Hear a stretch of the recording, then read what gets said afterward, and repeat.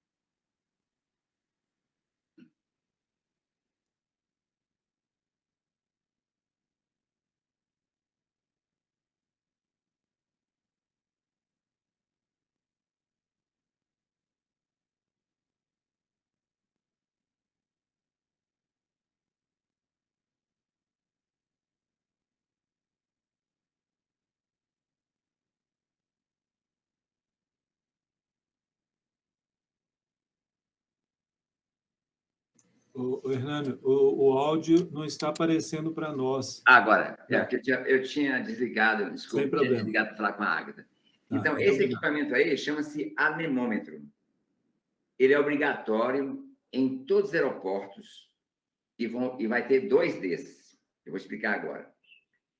Bom, aí, por falar em anemômetro, a gente já aprendeu que tem um equipamento que mede a temperatura. A gente aprendeu um equipamento que mede a pressão. E agora a gente tem esse equipamento aí que mede a direção do vento e a velocidade. Tá certo? É o anemômetro.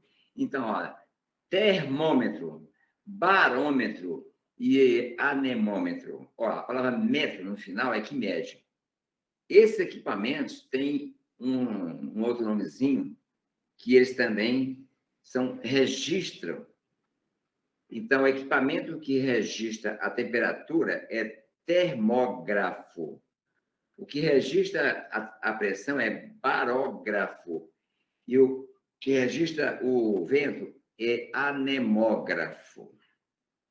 Então, essas palavras mudam. E na prova da ANAC, sempre ele procura confundir. Agora, alguém já me perguntou por que tinha uma palavra chamada barógrafo, que ele nunca escutou falar. Então, o barógrafo é o equipamento que registra a pressão. Então, se algum dia meu amigo Vladimir for construir uma pista ou então um heliponto no terreno da fazenda dele, ele não pode, não deve, né? Não deve chegar assim e alinhar a pista de qualquer jeito.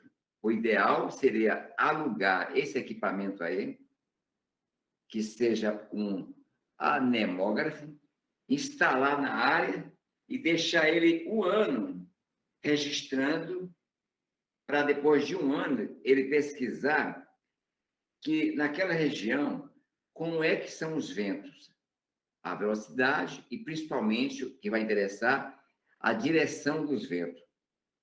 Porque quando você constrói uma pista no sentido e, de repente, o vento é desse lado, você vai ter problema para o resto da vida. Então, esse equipamento que é aconselhável você alugar, porque ele custa muito caro, e deixar por lá registrando, é para quando você for construir a sua pista, você alinhar mais ou menos no sentido de onde o vento vem. E aí a gente já vai brincar para vocês aqui, né? Que acabei de falar que nas pistas a gente vai ter sempre 2 equipamentos desses. Um aqui e o outro aqui do lado. Então, esse equipamento aqui chama-se anemômetro e um deles está ligado pela torre de controle. Você já sabe, né? TWR é a abreviatura do inglês de torre. E o outro, tá? O sinal desse equipamento vai para meteoro, né? Para MET, tá certo? Meteoro. E aí nós temos que saber que esse vento que vai para a torre de controle é aquele que é passado para você na hora que você está alinhada para pousar ou para decolar. Portanto, esse equipamento aqui quando ele vai ser instalado, tem todo um cerimonial, uma técnica, para levar em consideração o sentido da pista, que as pistas são sempre apontadas para o norte magnético.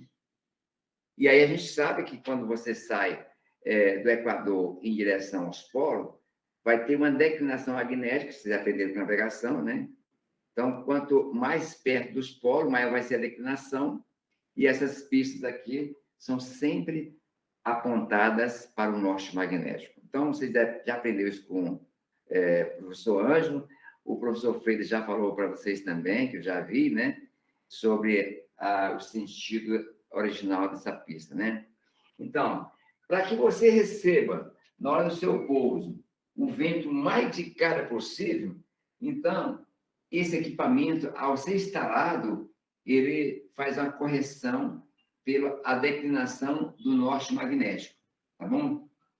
E é esse equipamento aqui, o sinal dele vai para a meteorologia, porque ele é posicionado para o norte verdadeiro, tá certo? Norte verdadeiro. Então, se perguntar assim, o vento que é passado pela torre de controle na hora de pouso e decolagem, ele é oriundo, né? Ou ele é corrigido do norte, esse é um vento do norte magnético, tá certo? E o vento que é colocado nos boletins meteorológicos, que nós vamos aprender no final do curso, né? É do norte verdadeiro. Então, é que esses ventos aqui, eles servem também para climatologia, tá? Então, esses ventos que são registrados aqui, né? Eles servem para climatologia, aí não importa, a aviação é que tem esse detalhe do norte magnético, beleza? Ó, não pode esquecer desse detalhe, porque é uma pergunta certíssima de prova. E aí, com certeza, daqui a 2 semanas, quando perguntar, aí o pessoal vai estar trocando as bolas aí, mas procure ver, né? Esse vento que é registrado aqui, que vai para a torre de controle, ele é corrigido para o norte magnético, que é o vento mais de cara possível para quando você for pousar ou decolar, tá bom? Bom, aí agora vou mostrar para vocês que a gente vai falar de ventos, e eu já tinha falado para vocês que os ventos é um elemento da natureza muitíssimo, mas muitíssimo importante para a aviação. Ele é a primeira coisa que você recebe da torre de controle, né, que é para saber qual a cabeceira que você vai decolar, que você vai pousar, tá certo? Beleza? Então, vamos mostrar para vocês, ver se consegue aqui agora, mostrar aqui. Em navegação, vocês já ouviram falar mais de vento, e vão falar mais de vento o tempo todinho. E esses ventos, eles sofrem efeito dessas forças que eu estou mostrando para vocês aí. Tá? Esses ventos sofrem efeito dessas forças. E aí a gente já falou mais ou menos o que é esses ventos, e aí vamos falar de novo, né, dos ventos, os tipos de ventos, né, os tipos de ventos.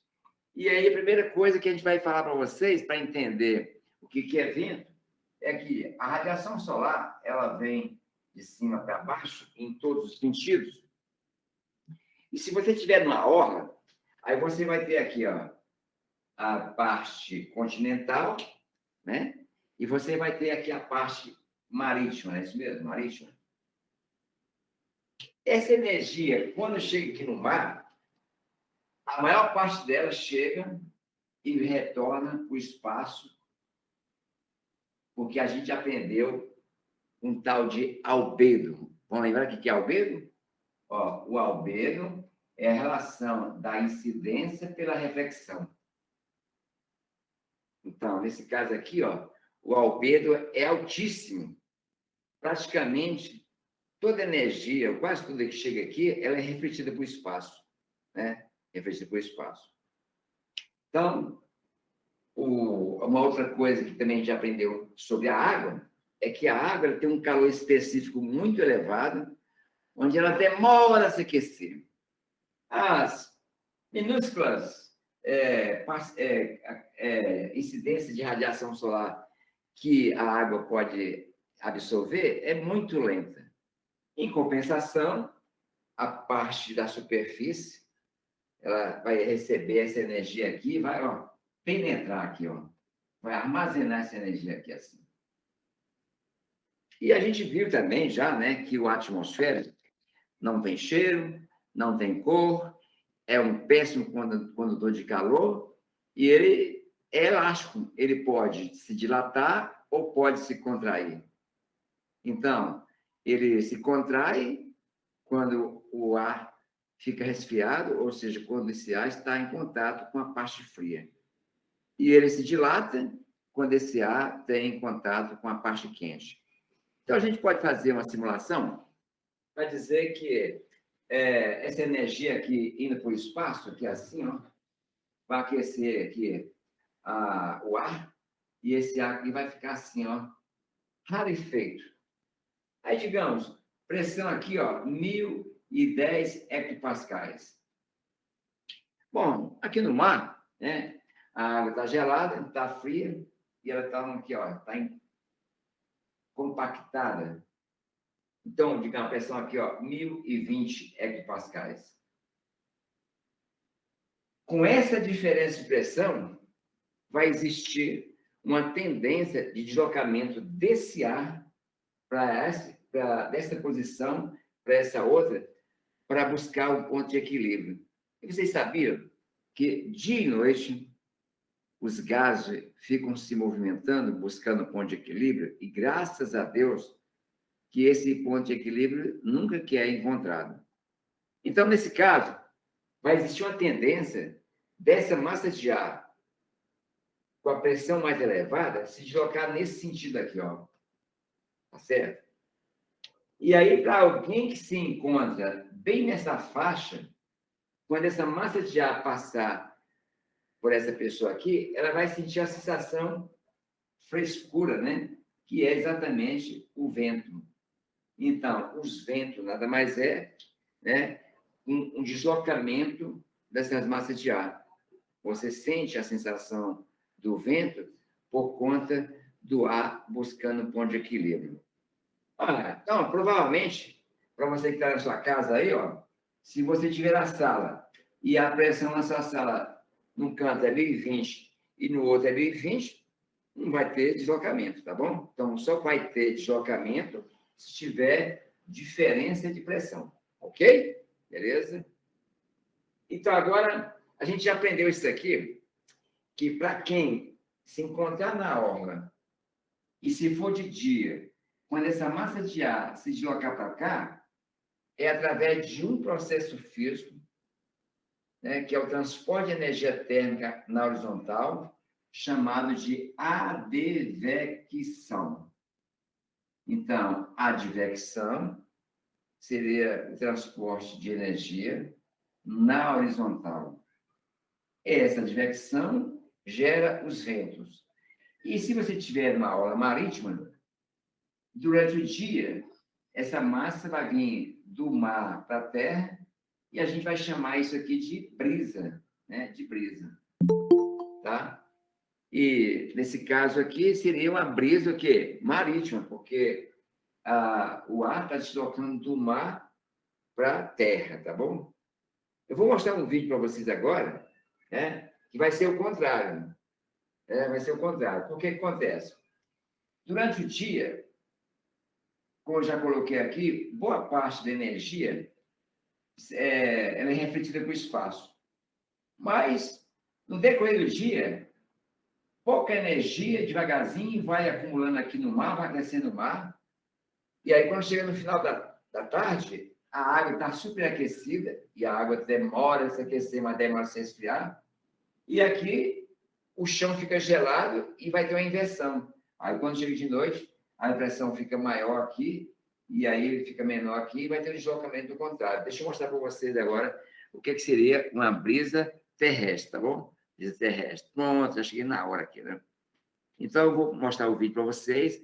Observe que, olha, esse vento, esse deslocamento dessa massa de ar aqui, ó, você vai ver em movimento aqui, ó. Os ventos, através do processo de advecção, que seria o deslocamento na horizontal, né? Bom, então você aí, ó. Pronto, aí, ó.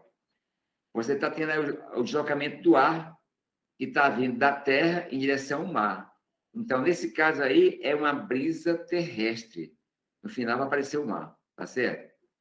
Ó, ok?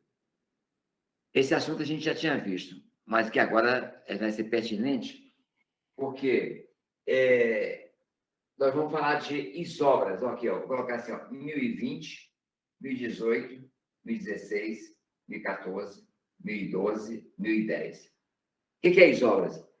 Isso também já vimos, só para refrescar aqui. Isobras são linhas que unem pontos de mesma pressão atmosféricas, que são traçadas de 2 em 2 hectopascais e números pares.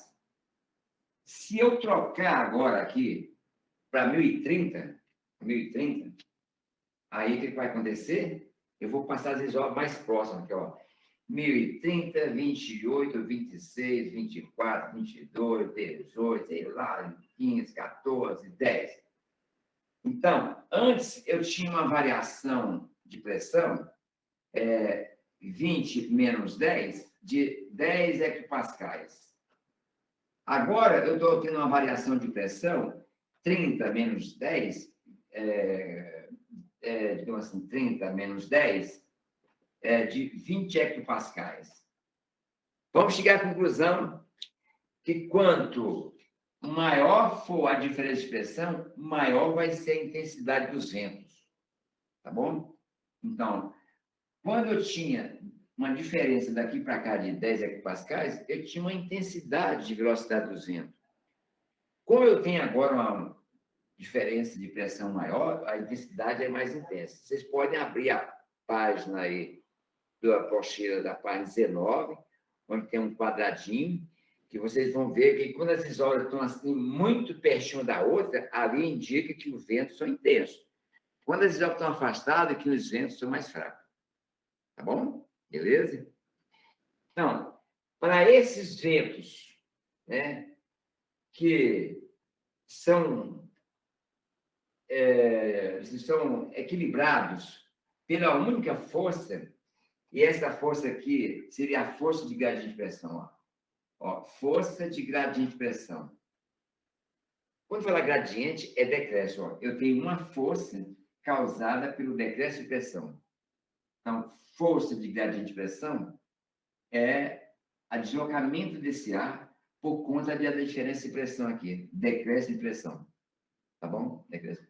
Então, no caso de quando você tiver um vento equilibrado somente por essa força, e para ter vento, sempre precisa ter diferença de pressão.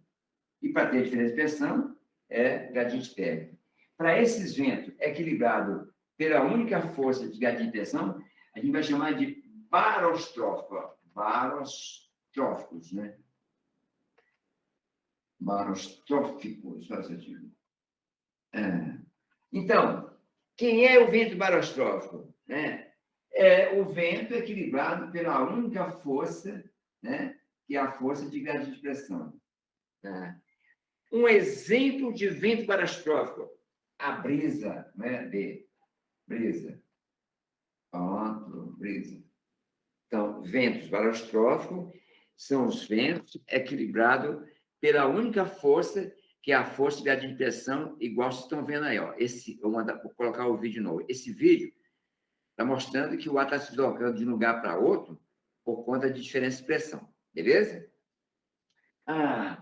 Ora, mais detalhe sobre o barostrófico. É um vento que circula em curta distância. Curta distância. Por que distância? Porque é o seguinte, a gente, quando falou sobre isso aqui, eu falei para vocês que... Antes de tempo, eu mexi aqui. Falei para vocês que só é considerado brisa somente próximo da orla, e para ser brisa é somente quando a distância vá de 50 a 100 quilômetros. Aí eu falei, como nós estamos aqui em Minas Gerais, ou afastado do mar, daqui até o Espírito Santo, que seria um lugar mais perto do mar, são mais de 500 quilômetros, se você tiver um ar circulando aqui em BH, não quer dizer que é brisa. Brisa são o deslocamento do ar que acontece na orla marítima, que atinja no máximo 100 quilômetros. Então, quem é o vento barastrófico? São os ventos equilibrados pela única força, que é a força de gradiente de pressão, decréscimo de pressão. Um exemplo, brisa. E o que mais? Esses ventos em curta distância. E, por último, vamos ver aqui, vamos colocar uma coisa. É um vento que sofre muito atrito. O que é o atrito? Olha, atrito já vai ser uma das forças que compromete muito os ventos, né? Então, deixa eu pegar aqui alguma coisa para mostrar para vocês. Ó. Eu tenho aqui um lugar plano. Ó, se eu soprar aqui, ó, o vento vai se deslocar de boa aqui, ó. Mas se eu colocar objetos agora, entendeu? Objetos. Então, agora, quando eu soprar, esse ar vai sofrer um impacto, ele vai desviar, vai contornar, vai passar por cima. Isso aqui é atrito, tá? Então, agora, nós sabemos, né, que os ventos barastróficos, eles vão circular próximo da superfície, de novo, né? Vou mostrar para vocês, ó. E aí, observe que esses ventos agora aí, ó, ele está sofrendo um pouquinho de atrito quando passa entre as montanhas aí, tá bom? Entre o relevo acidentado, aí sofre um pouquinho de atrito. É o impacto que vai sofrer isso aí. Bom, agora a gente vai mudar um pouquinho de página, né? Isso aqui já foi dado. Nós vamos ter 4 tipos de ventos. O barastrófico já foi dado. Quem é o vento barastrófico? É o vento equilibrado pela única força, que é a força de gradiente de pressão. Todos os ventos, para ter vento, tem que ter diferença de pressão. O exemplo é a brisa. Ele só funciona em curta distância, né? E tem muito atrito. Aí, por falar em atrito, a gente vai fazer agora uma condição de ventos para mostrar como é que seria uns ventos meio malucos que a gente pode ter por conta do relevo, né? Eu sempre faço aqui uma brincadeira, que eu digo que aqui está a pista do Carlos Paz, em cima de um alto, e aí, do outro lado da pista tem uma descida, e aqui está o anel rodoviário, aqui, ó. Aqui é o anel rodoviário. Anel. Tá? Aí, cara, do outro lado do anel, em direção à Ceasa, a gente vai ter o bairro mais horroroso possível, né? Que é um bairro, assim, cheio de relevo acidentado aqui, assim. Tá certo? Morro e tal, né? Para buraco, né?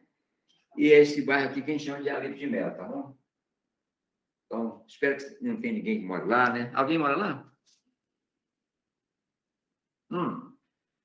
Então, o que acontece? Vamos pegar assim, igual eu mostrei para vocês, que se eu estiver no lugar plano, o ar vai circular normal. E como é que vai ser agora o ar que vai circular num lugar como esse aqui, assim, ó? Vai fazer isso, ó. O ar vai ficar totalmente maluco, tá bom? Desse jeito. Então, em relação à pista, o que vai acontecer é que, à medida que a gente vai subindo, aí a tendência é desse ar aqui ficar mais ou menos equilibrado, até ele ficar soprando assim, ó, para lá e para cá. E a gente vai dar os nomes aos boi aí, né? Então, aqui próximo do solo da pista do Carlos Prates, até 100 metros, é o momento que você vai ter o vento mais complicado, mais cheio de atrito. Para esses ventos aqui, nós chamamos de ventos de superfície. Ventos de superfície. Então, até 100 metros. Então, observe que depois de 100 metros, né, onde tem a maior turbulência aqui embaixo, assim, um ar bem maluco, né? Aí já começa a ter um certo equilíbrio em altitude. Então, até 600 metros,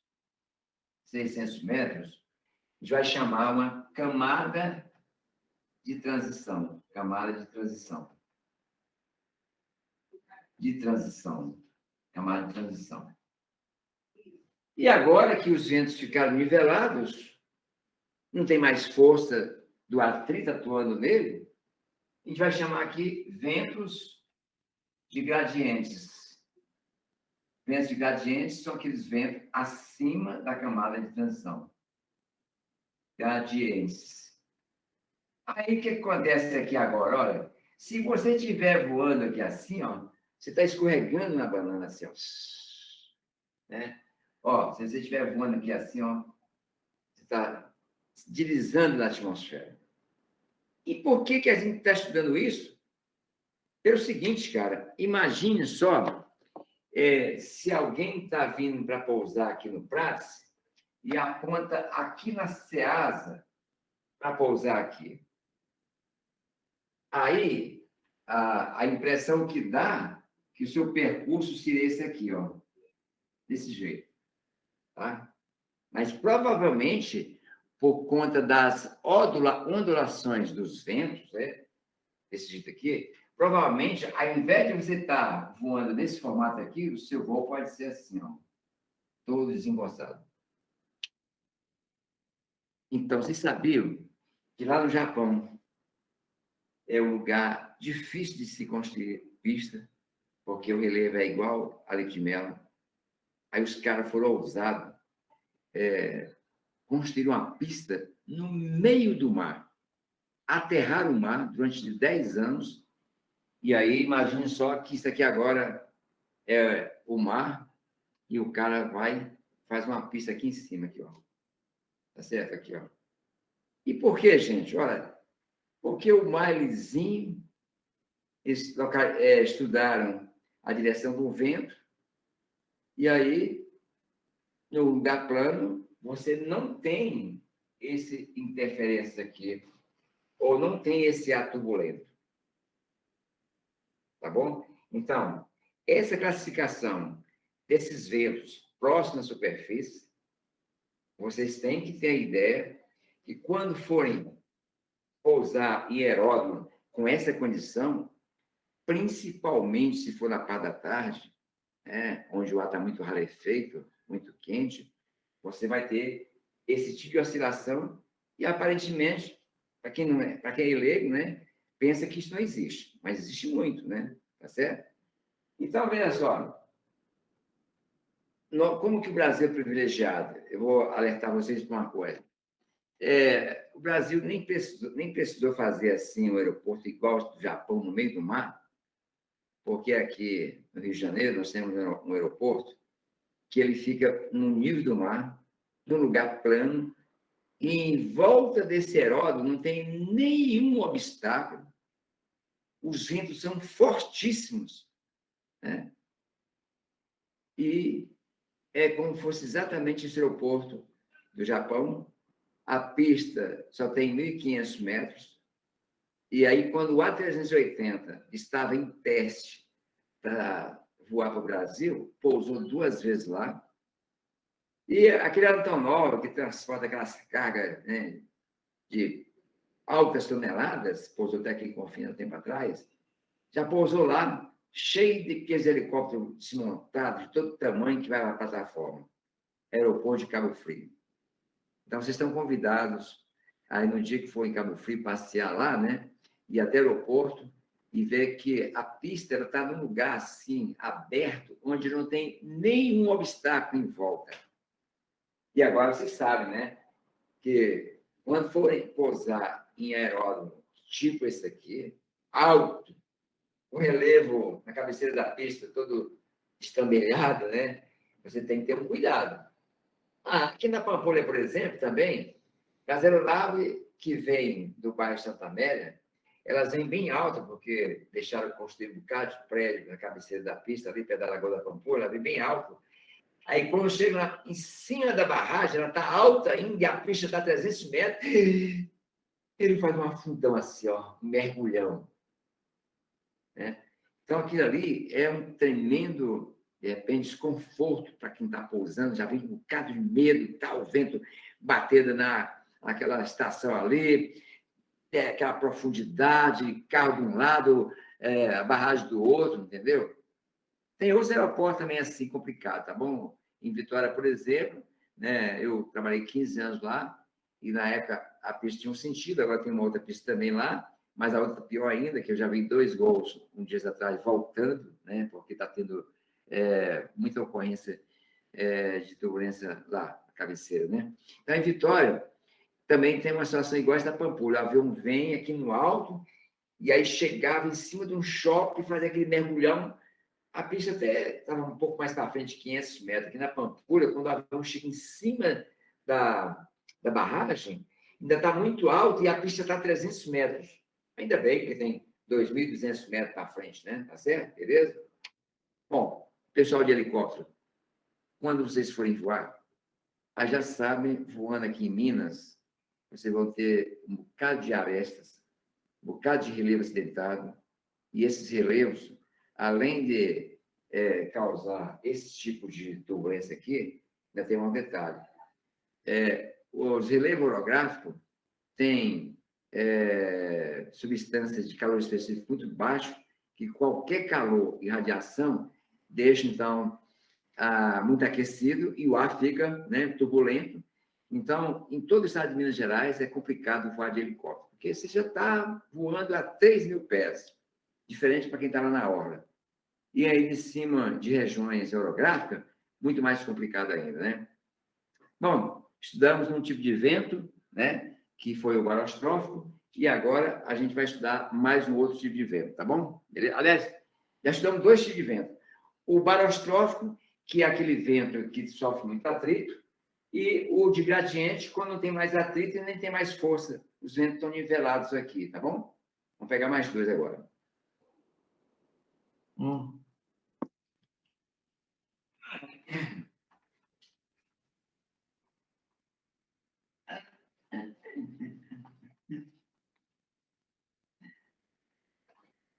Bom, pessoal, eu sempre, depois que eu passei da pandemia, eu assisti às aulas, às vezes, dos professores, o pessoal sempre interage, e é esse quase 1 ano e meio de curso, eu fico sempre pensando que eu estou falando com alguém, ninguém pergunta nada, tem hora que eu vejo as pessoas aqui, né? Está todo mundo aprendendo aí, né? Então tá. Mas se alguém quiser, qualquer momento, parar e fazer uma pergunta, aproveite aí, tá bom? Vamos. Nada, a dúvida ela só aparece a hora que a gente está de frente para a prova, esquenta não. Essa foi boa. As aulas são muito boas, absorve-se bastante, Hernando. Tá bom, obrigado, pessoal. Então tá, olha, vamos fazer aqui uma coisa. Olha só, vocês sabem que a maior parte dos rios brasileiros nascem em Minas, porque o estado de Minas é muito elevado, né? E aí, quando a gente voa no estado de Minas, a gente vê um bocado de relevo rebaixado. E o que acontece? Quando chove, aqueles recipientes das montanhas servem de um pinico para armazenar água, né? Pinicão. E aí, acho que essas águas infiltram, né? E aí vai gerar os rios. Então, para dizer para vocês que a maior parte dos rios nasce em Minas, e a gente sabe que os rios vão sempre em direção ao mar, não é isso mesmo? Ao mar. E aí essa água que nasce aqui em Minas e desce rio abaixo, elas vão fazendo isso aqui, não é isso mesmo? A água vai descendo rio abaixo, não é isso mesmo?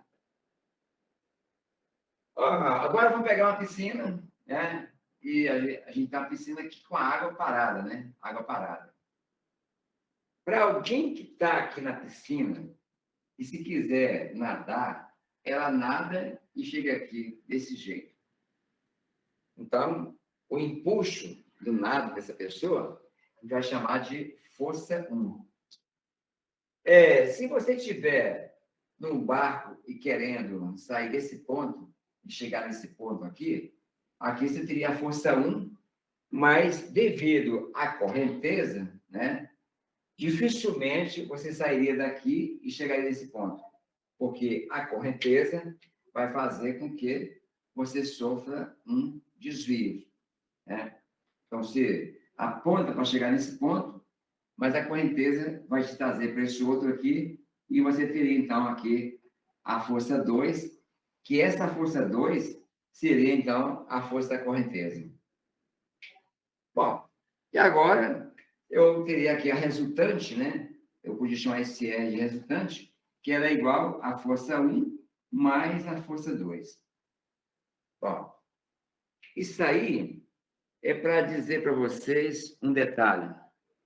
Nós já aprendemos que o ar se desloca sempre da pressão mais alta para a pressão mais baixa, e nós aprendemos também que no meio do planeta nós temos as maiores temperaturas, né? E lá nos polos, as menores temperaturas. Nas menores temperaturas. Nas menores temperaturas, o ar ele se compacta. Nas maiores temperaturas, o ar se dilata. Quando esse ar se dilata, diminui a pressão. Então, vamos fazer logo aqui, que eu quero mostrar para vocês. Aqui, ó. Nós temos aqui o planeta, né? E aí nós temos aqui a parte equatorial, que digamos que a pressão aqui seja de 1.000 hectopascais, portanto, a pressão muito baixa. Aqui na orla, né, o ar gelado, a pressão 1.030 hectopascais. No sentido oposto, do outro lado, né, no Polo Sul, também, 1.028, para dizer que tem que ser igual, né? Beleza? Então, se o planeta fosse parado igual à piscina, a tendência é que essa massa de ar aqui, ela sairia daqui e chegaria nesse ponto. Nesse caso aqui, eu teria o quê?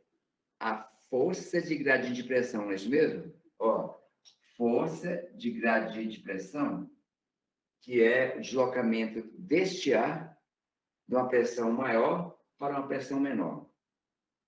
A mesma coisa eu teria aqui de baixo para cima, né? Tá? Então, a força de gradiente de pressão. Então, agora eu vou mostrar para vocês que essa condição aqui é igual à piscina com a Terra parada. Mas o nosso planeta, ele gira. Ele gira. Igual aqui a água abaixo, né? Quando a Terra girando para lá, essa massa de ar vai sofrer um deslocamento. Então, ela vai fazer, na realidade, isso aqui assim, ó. Ela vai ser daqui assim, e ela vai chegar nesse ponto. Essa outra aqui vai chegar nesse ponto. Então, aqui no meio, né, a gente tem uma força. Que essa força aqui é exatamente causada pela rotação da Terra.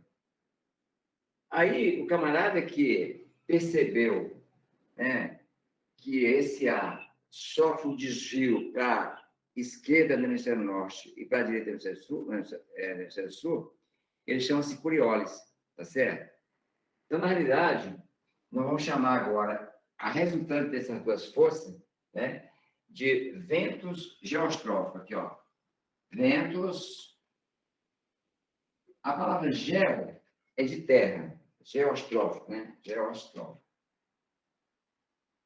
Quem é o vento geostrófico? É o vento equilibrado pela força de gradiente de pressão mais a rotação da Terra.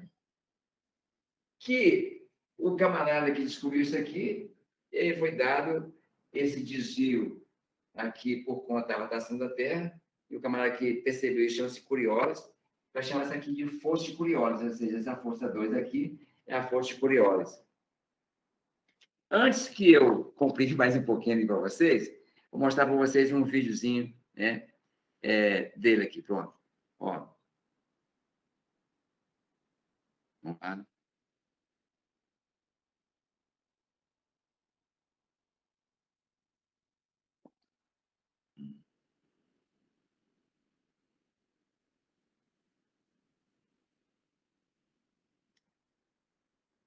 Eu acho que está sem som, tinha que abrir o som aqui.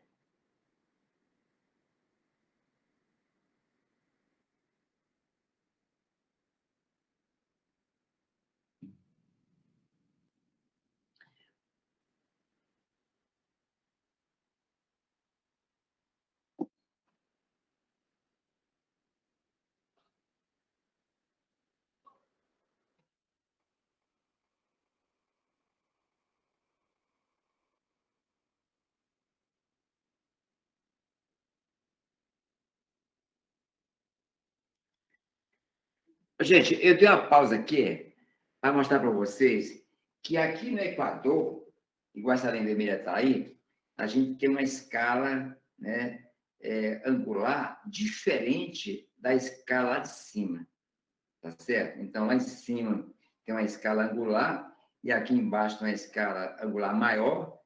E aí, a força de Coriolis vai nos dizer que aqui, próximo do Equador, essa força é quase nula. Entendeu? Então, a rotação lá em cima é maior, então lá em cima essa força de Coriolis é maior, tá? Eu não estou sabendo colocar o som aqui, mas o importante é a imagem ela de estudo para vocês, para depois a gente seguir. Eu vou continuar, mas depois eu vou mandar esse vídeo para vocês, para complementar. Olha.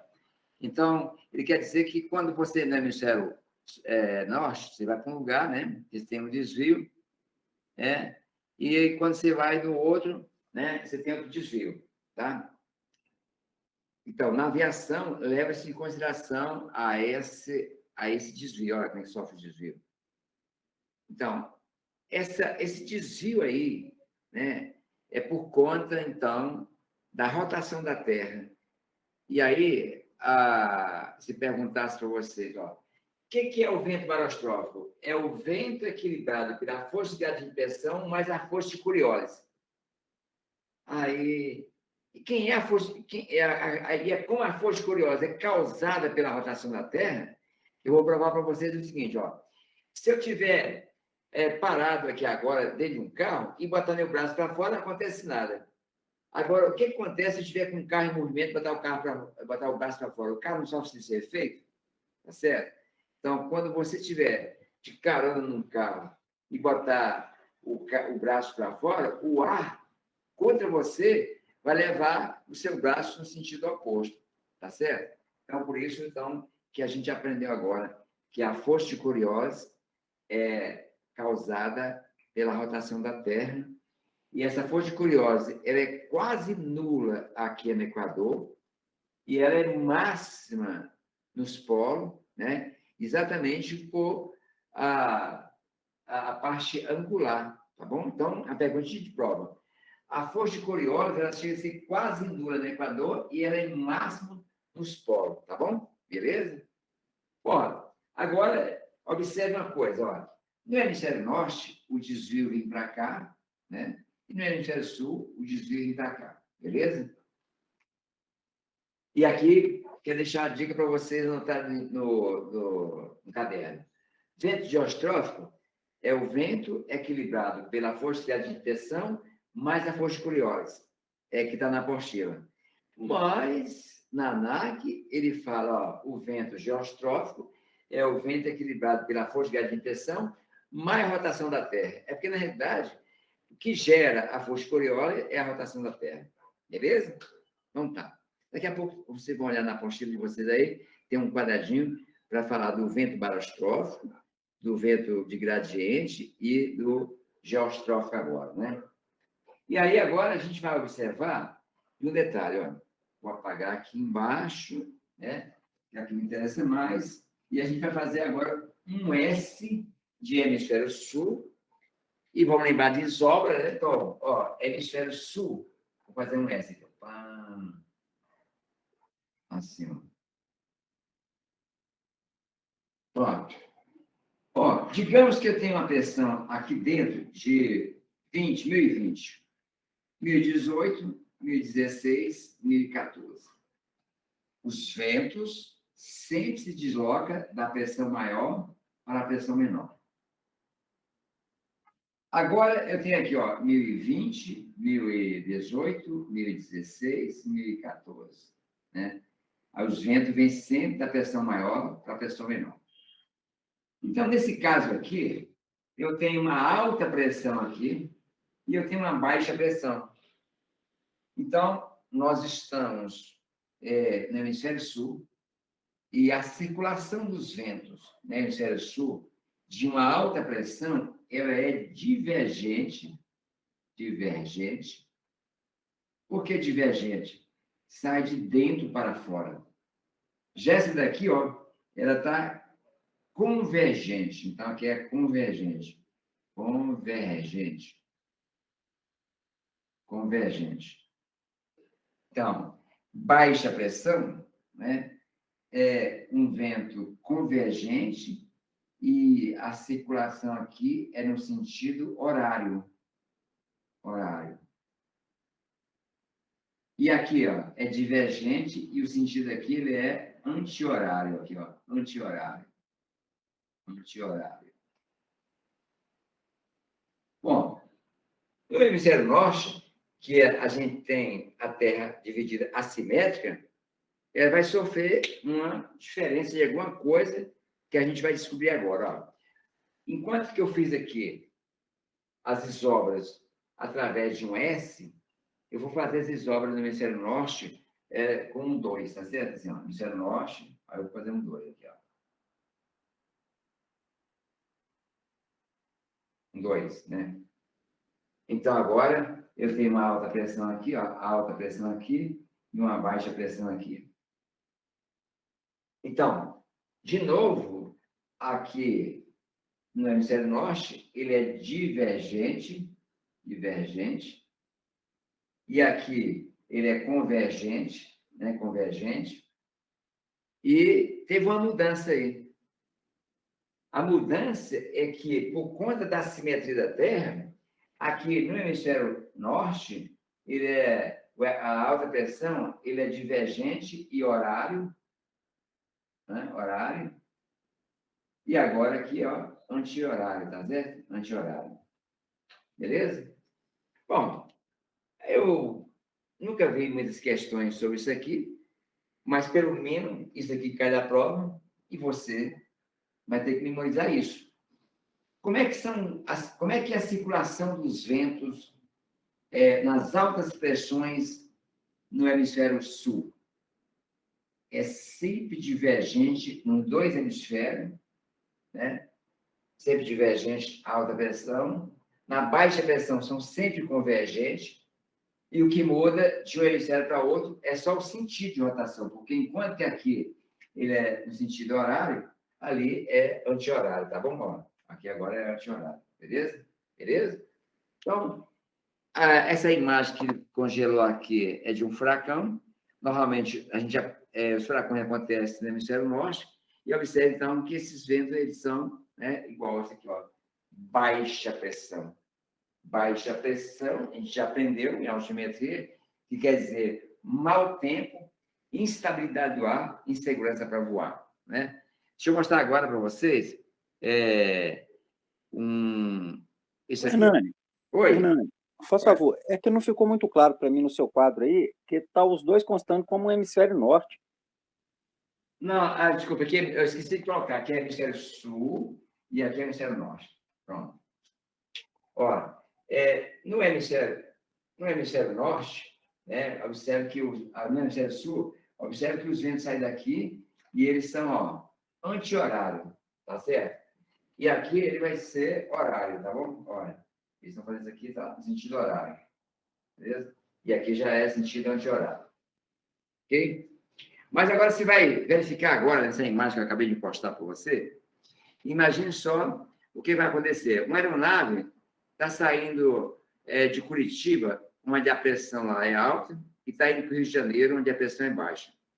Observe como é que são a circulação dos ventos. Ó. No hemisfério sul, nas altas pressões, os ventos saem de dentro para fora e no sentido anti-horário. Nas baixas pressões, os ventos vêm de fora para dentro e no sentido anti-horário. Então, nesse caso aí, ó, se você estiver voando nessa condição, você está pegando o vento de direita. Mas na prova, ele pergunta, deriva para a esquerda, tá certo? Agora inverteu. Uma aeronave está voando agora do Rio de Janeiro para Curitiba, tá certo? Então, agora ele está pegando o vento de esquerda, não é isso? E deriva para a direita, tá bom? Então, nesse quadro aí, mostra para você, né, essa circulação aqui que eu fiz com o S e o 2, né? Mas se você virar, dá a mesma coisa, igual está aí, tá bom? Essas imagens eu vou mandar para você depois, tá bom? Então, nós temos a circulação dos ventos de uma alta pressão nos dois hemisférios são sempre divergentes, porque são os ventos que saem de dentro para fora. Nas baixas pressões, são sempre convergentes, que são os ventos que vêm de fora para dentro. E por que mudou o sentido? Por causa aqui da simetria da Terra, tá certo? No hemisfério norte, os ventos sofrem para a direita, né? E no hemisfério sul, para a esquerda. Então, agora que a gente aprendeu os ventos geostróficos, só falta mais um, que é o ciclostrófico. Olha, imagine agora que o ar está vindo nesse sentido e ele está circulando aqui assim, e aí, a cada vez que esse ar vai circulando para o centro, na forma de um funil, da forma de um tornado, vai ter um vento puxando aqui para fora, aqui assim. Esse aqui seria a força centrífuga. Ó, uma força centrífuga. Então, agora, para esse vento que é causado pela força de pressão mais a força centrífuga, a resultante aqui chama-se vento ciclostrófico. Então, quem é o vento ciclostrófico?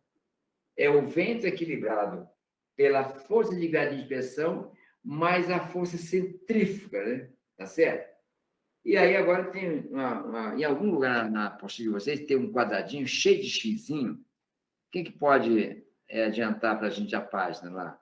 Que tem ventos barostróficos. Se eu não me engano, é 49. Né? 49, tá? Então, na página 49, tem um quadradinho que fala assim: quem é o vento barostrófico? É o vento equilibrado só por uma força de gradiente de pressão. Quem é o vento geostrófico? É o vento equilibrado pela força de gradiente de pressão mais o quê? Força de Coriolis. Ou, trocando o miúdo, Coriolis é a mesma coisa, a rotação da Terra. Ou seja, a força de Coriolis é causada pela rotação da Terra. Os ventos gradientes, aqueles ventos nivelados que não tem força atuando neles, tá certo? E, finalmente, o vento ciclostrófico é o vento equilibrado pela força de gradiente de pressão mais a força centrífuga, né? Tá certo? Eu falei em força centrífuga. Quando você liga as pás de helicópteros, você tem 4 forças que atuam neles aí. A primeira é a rotação, né?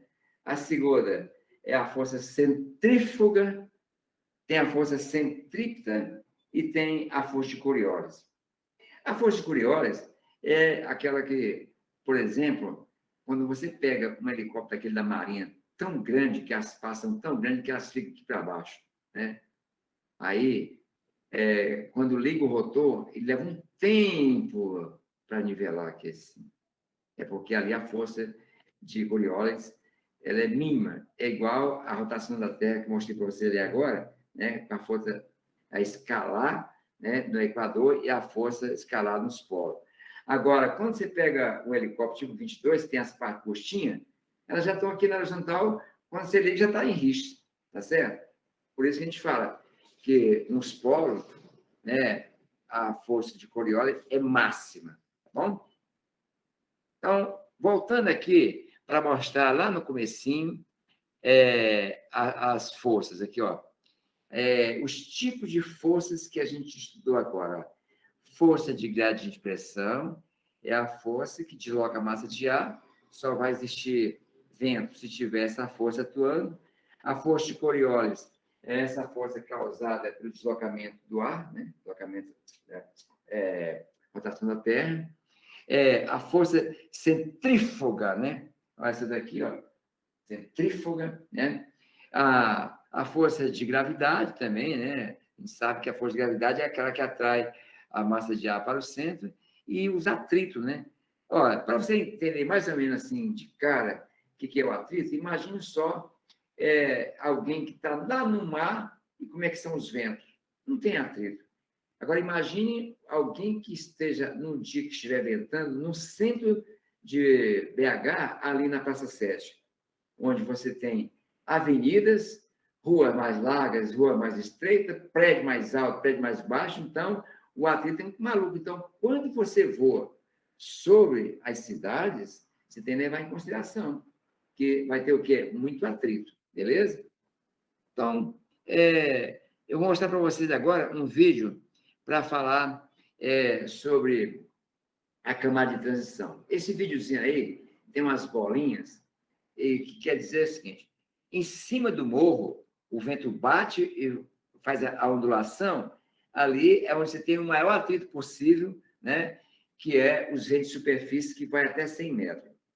Aí, depois que passa esse vento até 100 metros, numa faixa de 600 metros, aí você vai ter os ventos da camada de transição. Deixa eu mostrar o videozinho para você aí. Pronto, ó. Camada de transição. E lá em cima é onde os ventos estão assim, ó, nivelado aqui, ó. Né? Lá em cima seria os ventos de gradiente. Aonde tem as bolinhas é a camada de transição. Lá em cima é onde está os ventos de gradiente, onde os ventos estão com as forças nulas, tá bom? Beleza? Ó, imagina, gente, há 50 anos atrás, quando eu aprendi isso, o professor falou assim: fecha os olhos, imagine assim, eu tinha que imaginar. Hoje a gente, com piscar de olho, em 2 segundos, a gente mostra para vocês aí o que é camada de transição, o que é o vento de gradiente, que é quando as forças estão nulas, não tem atrito, e as forças de atrito que estão atuando em cima do morro aí, tá bom? Beleza?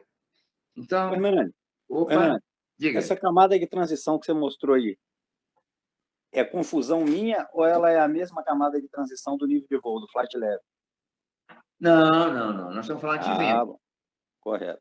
Então, a gente está falando que os ventos, dependendo de onde ele circula, se é no mar, se é sobre a cidade, se é em montanhas, né? Aí esses ventos sofrem um bocado de forças, né? Então, que a força de atrito ela vai ser tanto maior quanto mais próximo da superfície, né? Onde os ventos não estão muito tumultuados. Mas aí, a medida que vai subindo, eles vão se equilibrando, essa é a camada de transição, até chegar nos ventos de gradiente, que é quando não tem mais essas forças atuando no vento aí, tá bom? Ótimo. Então, aí a gente viu essa imagem, né, para mostrar para vocês por que a gente aprendeu que as altas pressões representam bom tempo, estabilidade do ar e segurança para voar, e por que você, quando voa para as baixas pressões, você vai mergulhando um lugar onde o ar está na forma de funil, né? Normalmente, quando você tem tempestade, você tem baixas pressões, tá bom? Bom, aí a gente falou de altas pressões e baixas pressões. Vamos fazer uma pergunta aqui para um cara de PC. Elton, está na prova? Está na aula? Estou aqui. Elton, então fala para a gente. Quando é que eu tenho uma alta pressão e quando eu tenho uma baixa pressão é em relação a quê? Onde é que eu tenho alta pressão? Quem pode ajudar o Elton? Baixa pressão. A Baixa referência pressão. a referência de alta e baixa pressão, a referência em referência em quê? Temperatura. Não. Quem lembra a pressão média do planeta? 1013. Pronto. Então é o seguinte, quando eu tenho menos de 1013, eu tenho uma baixa pressão, e quando tem mais que 1013, tem alta pressão. Tá bom? Então não pode esquecer disso, hein? Questão de prova, é um negócio bem fácil. Quando é que você tem uma alta pressão e uma baixa pressão? Ó? Se eu estou voando com uma alta pressão, é quando as pressões estão acima de 1013, porque 1013 é a pressão média do planeta. Quando eu estou voando a baixa pressão, é que eu tenho pressões abaixo de 1013, tá bom? E aí, agora, essa figura mostra para você por que a baixa pressão causa esses ventos assim, de redemoinho. O ar, quando se aquece, ele tende a subir, ele sobe nessa forma assim de funil, e nesse caso aí, ó, os ventos estão subindo de uma forma anti-horário, não é isso mesmo? Não está anti-horário? Então, aí seria uma baixa pressão no hemisfério norte. E aqui, no hemisfério sul, desculpa, e a alta pressão? O ar, quando desce sempre para baixo, ele compacta que está embaixo e provoca uma alta pressão. Então, quando o ar se aquece e que sobe, né? Tá? Ele deixa um vazio aqui, não, vem outro lá de cima para fazer a cobertura, porque a pressão atmosférica, ela atrai a massa gasosa para o centro da Terra. Então, se tiver um volume de ar que sobe, imediatamente vai vir um outro ar de outro lugar, no caso, um ar mais frio, compensar aquele vazio ali, tá bom? Então, tá. Vamos pegar agora. Então, agora, gente... Eu não estou todo errado, então, não, Hernando. Como? Eu falei a temperatura. Não, o que tem temperatura? Tu falei pressão? Eu falei assim, Mas, eu perguntei a mas a você... pressão varia com a temperatura. Não, mas eu perguntei a você qual é a referência de uma alta pressão, de uma alta pressão e baixa pressão, em relação a 1013. Ó, quando você tem pressões menor que 1013, você está indo para uma baixa. Quando você tem maior, está indo para uma alta, tá bom? Beleza? Era só isso. A gente sabe, então, que a temperatura pode influenciar a pressão atmosférica, mas nem sempre. A gente vai ver depois aí, né? Então, agora, eu queria falar para vocês que a circulação do planeta vai ter um bocado de nomes, né? Nós vamos estudar agora outros tipos de ventos que, então, a gente vai classificar a circulação geral do planeta na circulação superior, na circulação inferior e na circulação secundária, tá certo? Então, eu vou fazer um gráfico aqui para vocês, e a referência da circulação superior é quando for acima de 6.000 metros, que é 20.000 pés. Uma circulação, né, geral, né? Vou colocar geral aqui. Na circulação geral, a gente vai ter a superior, que vai ser acima de 6.000 metros. E 6.000 metros, lembre-se, né? 6.000 metros é quanto? 20.000 pés? 20.000 pés, não pode esquecer, tá? 20.000 pés. Vamos sempre colocar essas referências aqui. E se você aprender só 6.000 metros, lá vai te pegar pelo pé e falar 20.000 pés, né? A circulação inferior, aí seria abaixo de 6.000 metros, que é a mesma coisa que 20.000 pés, né? E aí agora a gente vai fazer a circulação secundária.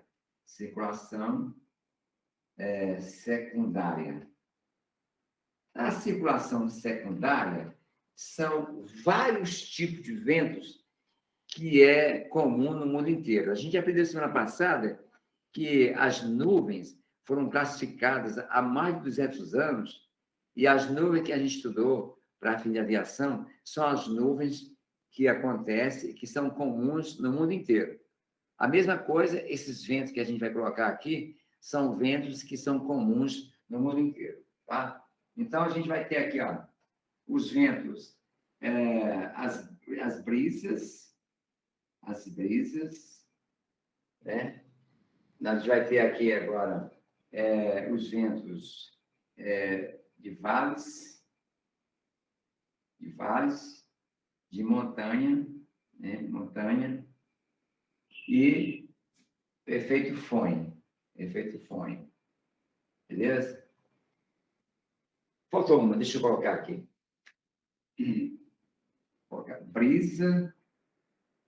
Brisas, e aqui monções. Pronto, gente. Ora, vamos começar primeiro pela camada inferior. No nosso planeta, a gente vai ter ele aqui assim, ó, onde aqui no meio do planeta a gente vai ter a parte mais quente e, naturalmente, no planeta, bem na faixa de latitude temperadas, a gente vai ter um cinturão de altas pressões, tanto no hemisfério norte quanto no hemisfério sul. Tá? Altas pressões e altas pressões aqui. Então, quem vai lembrar aí para me ajudar? Como é que são os ventos nas altas pressões no hemisfério sul? São divergente e anti-horário, é isso mesmo? Então, esses ventos, vamos fazer isso aqui assim, ó, divergente e anti-horários. Bom, então, no hemisfério sul, os ventos são divergentes e anti-horários. Como é que são os ventos das altas pressões no hemisfério norte? Aí são divergentes e horários. Aqui. Então, a gente acabou de aprender e já vamos aplicar em conhecimentos que precisamos até agora. Tá bom? Então, observe, então, que nessa faixa de latitude temperada, você vai ter uns ventos mais frios e vai ter essas pressões mais elevadas. Nessa faixa equatorial, você vai ter, nessa zona aqui, as maiores temperaturas do planeta. Então, vai fazer com que esses ventos se desloquem para cá.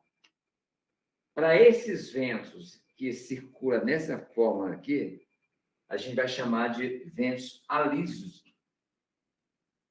Então, os alisos são esses ventos que vêm de nordeste no hemisfério norte, que vêm de sudeste no hemisfério sul, e convergem. Essa convergência aqui é que vai gerar um estudo chamado ITCZ. Quer dizer assim, ó, zona de convergência intertropical ou zona de mau tempo. Essa faixa aqui é uma faixa de muito mau tempo. Então, lembrado, semana passada eu falei para vocês que, em média, a gente tem cerca de 6 milhões de CBs por dia. 60% dos 6 milhões de CB acontece nessa faixa aqui. Vai ter CB aqui em cima, nos polos? Não tem. Não tem energia lá. O CB é uma quantidade imensa de energia naquelas nuvens que a gente viu. Então, o que acontece? Essa zona de convergência intertropical aqui é lá que caiu aquele avião da Air France. Então, na época daquele voo lá, a empresa Air France tinha passado por um problema estrutural de finança, e aí os dirigentes criaram um negócio assim, olha, funcionários, vamos trabalhar, vamos economizar, vamos fazer os voos, não sei o que e tal, que é para economizar e, final do ano, a gente ter PL, participação do lucro. E aí, na apostila de vocês, na capa, tem assim, ó, PP, PC, IFR e DOV. Sabe o que é DOV? Despachante operacional de voo. É o cara que tem um gabarito de conhecimento de navegação, de peso e balanceamento, de regulamentação e de tudo, que é ele que vai preparar todo um prontuário, um histórico para o voo, e vai chegar para o comandante. Comandante, aqui está o seu planejamento de voo, peso, balanceamento e tal. Olha aí, se você tiver alguma dúvida, me pergunta aqui agora. O cara olha. Tá ok. Então, naquele dia, o avião saiu às 19 horas do Rio de Janeiro, e aí o Dória colocou ele numa reta, né, a mais reta possível, para economizar uma meia hora de voo, combustível e tal, né? Só que essa reta ia passar exatamente dentro de uma zona de convergência intertropical, zona de mau tempo, que nessa época do ano agora está cheio delas, e que, por sorte, nessa época do ano, ela vai formar um canal de umidade para trazer para a gente aqui, para chocar com a frente fria e fazer essa chuva que está aí agora, que agora os nossos reservatórios estão começando a recuperar a água, exatamente, né? Então, o camarada colocou e o avião foi passar no meio de CB. O avião estava voando a 29 mil pés e o CB estava até 42 mil pés. Então, o avião passou no miolo do CB. É claro, essa foi uma das causas, mas foram muitas outras causas, internamente também, né? O avião estava programado, o piloto, o comandante foi dormir, deixou 2 arcas de presépio, que era os copilotos, um bocado de coisa errada. Olha, uma outra aeronave, que saiu na mesma hora de São Paulo, o Dove de lá já programou a aeronave para ir lá para Fortaleza, contornar o CB e chegou lá. A outra, que saiu do Rio, essa que caiu, ela foi em direção a Recife e, de repente, na reta, entendeu? Então, esse canal de umidade aqui, ou essa zona aqui de convergência, esses ventos aqui chamam ventos alisos.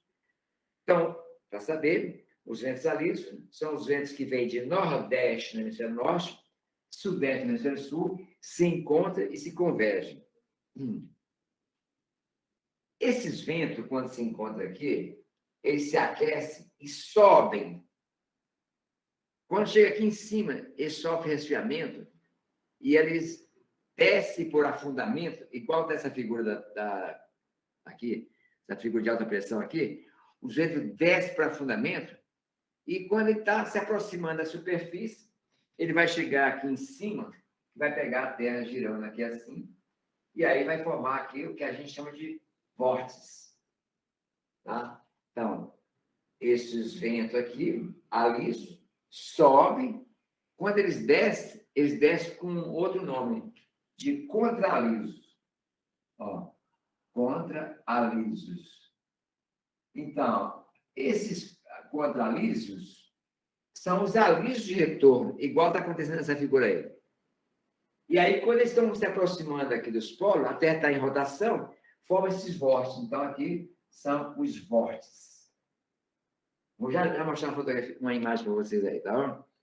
Mas, antes de passar para o último da circulação superior, vamos falar para o último da circulação inferior. Então, aqui nos polos sul, aí os ventos fazem esse movimento aqui assim, ó. E aqui vai esse movimento aqui assim, ó. E vai gerar, no Polo Sul, umas massas de ar que se deslocam nesse sentido. Essas massas de ar que se deslocam nesse sentido são os ventos polares que a gente chama de frente fria, né? E são exatamente o que passou aqui, né? Ontem, né? Passou a frente fria e aí esse ar continua se deslocando em direção ao norte de Minas. Então, esses ventos que ficam pós-frente fria, a gente chama de ventos polares ou vento sul, mas na realidade é sudoeste, tá bom? Então, aqui a gente aprendeu agora, aqui, ó. Quem são os ventos alisos? São esses ventos causados pelo esse sistema de altas pressões, né, que faz esse movimento, né, e a convergência desse ar aqui. Vou mostrar para vocês essa figura aqui. Aqui, pronto, aqui, ó. Então, aí a gente está vendo mais ou menos o planeta e mostrando para vocês que lá naquela parte esverdeada de cima, né, você tem as altas pressões, né, e aí os vezes convergindo, e essa convergência para o centro aqui da parte mais quente do planeta vai formar as zonas de convergência intertropical. E deixa eu ver se mais aqui. Pronto, aqui, ó. Deixa eu pegar aqui, abrir um pouco aqui essa figura. Pronto, gente, aqui, ó. Observe que essa letra H que vocês estão vendo aí, do inglês, é de alta, tá certo? Então, observe que bem na latitude temperada, vocês têm as altas pressões, e as altas pressões no hemisfério norte é o ar divergente e horário, e no hemisfério sul é divergente anti-horário, e esses ventos vão formar essa faixa assim, mais quente do planeta. E por que essa zona de convergência traz muita chuva? É porque imagine só que essa faixa aqui é muito quente e úmida. E esse ar gelado, quando chega aqui, provoca o choque térmico. Tá bom? Beleza. Bom, Finalmente, nós vamos falar aqui agora de um fenômeno de grande significado para a navegação aérea, né? Chegou mais um aqui, só um minutinho. Nós vamos pegar aqui agora um fenômeno de grande significado da navegação aérea, que é jet stream, que é a mesma coisa que corrente de jato, né? O que está escrito aí, Hernani? Como? É esse aí? Corrente de jato. Ah, sim. Corrente de jato. Obrigado. Então, as correntes de jato fazem parte da circulação superior, e essas correntes de jato, elas é um fenômeno de grande significado para a navegação aérea, e a gente vai estudar um pouquinho dela aqui agora, com detalhe, porque vai cair na prova, com certeza, né? Mas, mesmo assim, você tem que ter esse estudo na cabeça, que é o seguinte, ó. Nós temos, de novo, aqui a parte mais quente do planeta, e essas correntes de jato, elas vão circular somente em latitudes temperadas, assim, ó. E elas são em número de 4, 2 no hemisfério norte, 2 no hemisfério sul, e elas vão circular no mesmo sentido de rotação na Terra, tá bom? Então, o que é as correntes de jato? São ventos fortíssimos, com ventos que podem variar de 100 até 400 nós KTs, que seria mais ou menos de 100 a 800, de 200 a 800 km por hora, tá certo? Então, vamos colocar em km por hora, de 100 até 800 km por hora. Pronto. Então, Hernani, as correntes de jato não são os ventos lineares, são ventos assim, ó. Então, são jatos de ar fortíssimos com essa intensidade aqui. É porque aí tem uns gaiatos que podem pensar assim, pô, já pensou? Se eu estivesse voando aqui assim, a 100 km por hora, de repente tivesse um ar com mais 800, eu ia gerar 900. Mas não é bem assim. Então, são ventos fortíssimos que não vale a pena você pegar carona aqui. É igual pegar carona de ambulância, tá certo? Na ambulância leva multa, que se morre. Beleza? Então, se perguntar para você, nós temos quantas correntes de jato? 4. 2 no hemisfério norte, 2 no hemisfério sul. Ah, legal. Ó, 4, né? Essas correntes de jato, em que parte do planeta circulam? Somente na latitude temperada. Fazem parte da circulação superior. Elas acontecem acima de 6 mil metros ou 20 mil pés. Então, não tem corrente de jato baixa. Vai ter só para cima dessa altitude. Em média, é de 40 mil pés a 60 mil pés. Então, quem é que voa de encontro com essas correntes de jato? Os jatos de grande alcance, tá bom? Então, 4 correntes de jato, latitude temperada. E se perguntasse assim, e no Brasil, aonde é que costuma aparecer as correntes de jato? Aí tem uma perguntinha que na semana passada a gente falou com vocês, né? Que eu falei que aqui o Brasil passa o trópico de... vou colocar aqui, ó. Equador está aqui, né? Equador está aqui e passa o trópico de Capricórnio aqui, e que a parte de latitude temperada é só essa partezinha aqui do sul de São Paulo, é isso mesmo? Então, se perguntar, no Brasil, aonde que tem a ocorrência de corrente de jato? No sul de São Paulo para baixo. Então, Belo Horizonte, no Nordeste, não tem corrente de jato, porque ela só circula em latitude temperada.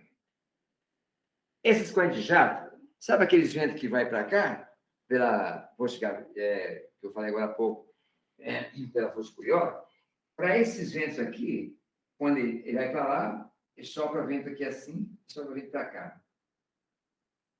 A gente viu agora há pouco que esses vórtices seriam os contralisos descendo e afundando, né? E faz isso aqui, ó, vórtice. Então, Nesse caso, para esse lado de cá, né, por os polos, esses ventos fazem isso, ó. Ondas motoras. A mesma coisa faz isso aqui, ó. Ondas motoras. E aí vai gerar um fenômeno chamado CAT, turbulência em ar claro. Então, para você voar nessa região com corrente de jato, você pode levar uma lapada de subir e descer simultaneamente. Em 2000, uma aeronave voando nas Rochosas, nos Estados Unidos, de repente pegou uma corrente de jato, na periferia pelo lado do centro, e aí o ar quente, através da CAT, levou a aeronave para cima e para baixo. A aeronave teve uma perca assim, subida e descida de cerca de 100 pés, e aí teve um óbito de uma senhora, entendeu? Então, de um certo tempo para cá, quando você vai voar, o radar determina que você está na CAT, normalmente os passageiros têm que ficar sentados e com cinto de segurança, e até as comissárias, se estiver atendendo, para de atender, tá bom? Então, pergunta de prova. Quantas correntes de jato? 4. 2 no hemisfério norte, 2 no hemisfério sul, circula só latitude temperada, são mais altas, né? Elas têm, por esse lado central, as CAT, do lado de cá, não tem muito efeito.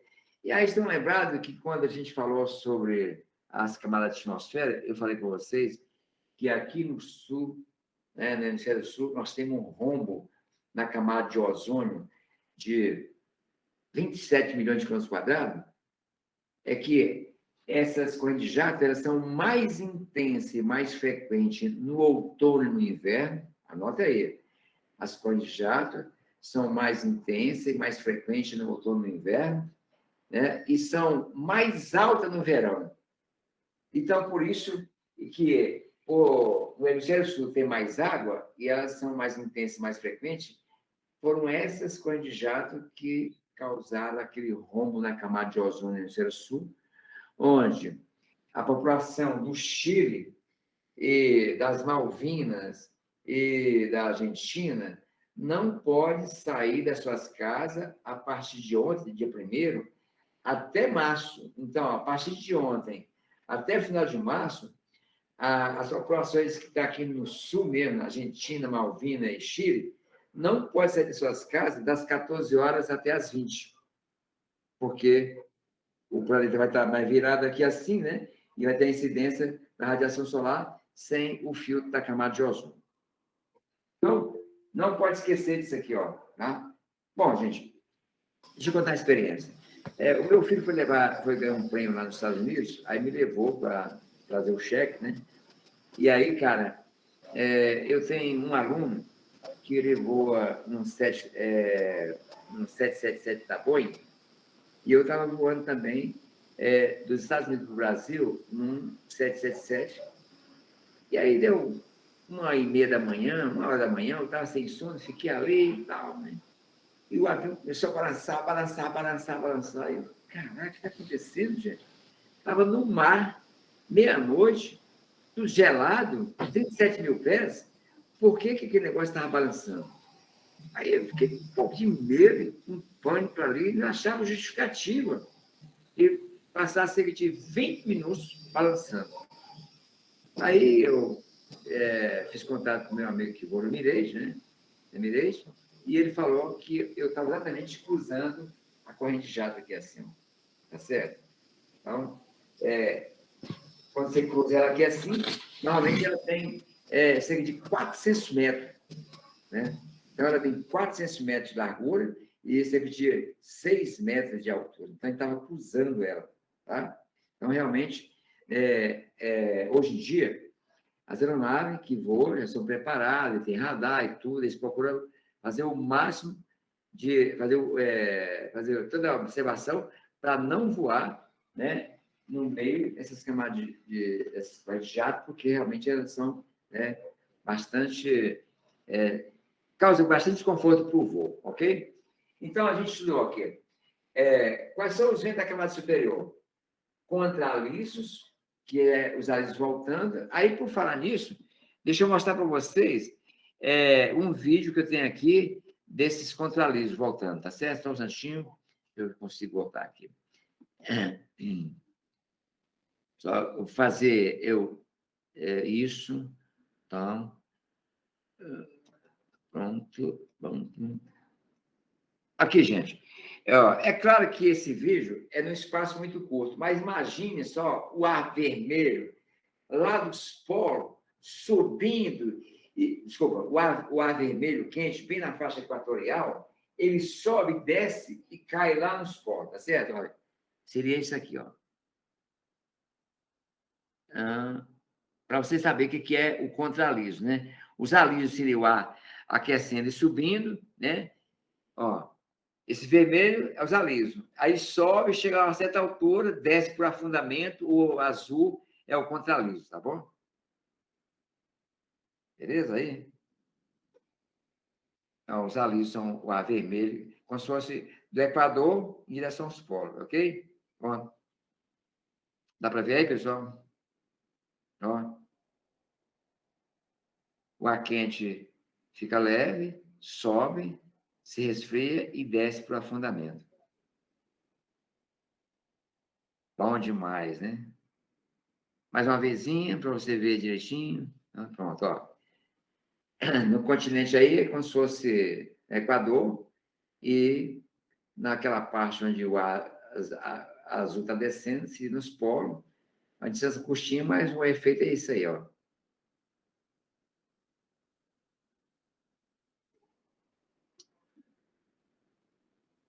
Bom, aí, né, chegando quase o finalzinho, reforçando, contraliso, vórtice, por conta da rotação da Terra, as correntes de jato, né? Perguntinha de provas quase sempre, corrente de jato, né? Fernando, Bem, poderia repetir, por favor, que a corrente de jato aqui são mais frequentes, mais intensas no verão e no inverno, né, que você falou? assim, ó, no verão elas são mais altas. No outono e no inverno elas são mais intensas e mais frequentes, tá bem? Ah, sim, obrigado. Beleza? Então, aí, por ser no outono mais intenso, no outono e no inverno mais intenso, mais frequente, no nosso hemisfério sul tem mais água, então elas são mais violentas, são mais frequentes, né? Então, elas são mais intensas e frequentes também no hemisfério sul. Então, por exemplo, você perguntaria assim, por que no hemisfério norte não tem um rombo na camada de ozônio, se lá tem 90% da poluição global, né? Não, é porque esse rombo na camada de ozônio foi causado, então, pelas correntes de jato e que no hemisfério sul essa é mais intensa e mais frequente. Beleza? Então, Obrigado. agora vamos falar para vocês aqui dos outros tipos de vento. Brisa, nós já estamos cansados de saber o que é brisa, né? São deslocamento do ar na orla. E vocês sabiam que se vocês pegarem assim o nosso planeta e olhar o Japão, tem uma filapinha de continente, mas se pesquisar no Google, diz que o Japão tem mais de 3.000 ilhas. O Japão está lá em cima, numa faixa latitude temperada. Mas nessa faixa central aqui do planeta, aqui assim, ó, você vai ter milhares e milhares de ilhas aqui, ó. Então, a radiação solar atinge aqui assim, e essas ilhas aqui são cercadas por água, e aí elas recebem muita radiação o ano inteiro, aquece, e nisso vem a quantidade imensa de ventos, porque a pressão baixa, o vento vem, né, do mar em direção à parte continental, e a diferença de pressão é muito grande. Só que esse ar que vem do mar e do continente, ele vem com uma certa temperatura. Na parte continental, a temperatura está muito elevada. E aí, está muito úmida. Então, aquele ar que vem, se chocam, aí vão formar grandes nuvens de tempestade. Então, esse deslocamento do ar que vem do mar para o continente seria a brisa. Mas, como essa brisa vem carregada de umidade, e ao se chocar com ar quente, forma um choque térmico e forma aquelas nuvens, a gente chama de monções. Então, as monções nada mais é do que o ar, né?